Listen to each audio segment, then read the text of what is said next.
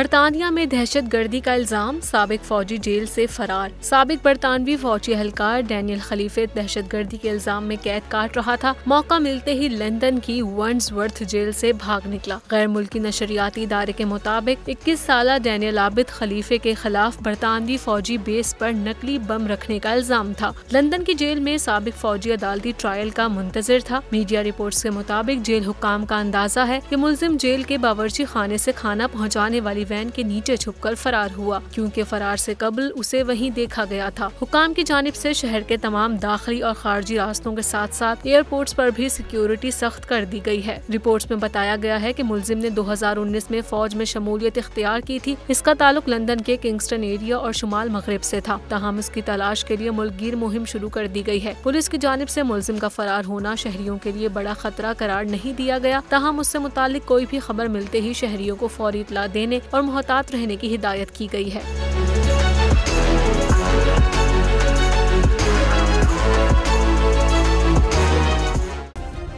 Subscribe करें और bell दबाएं ताकि कोई खबर रह न जाए।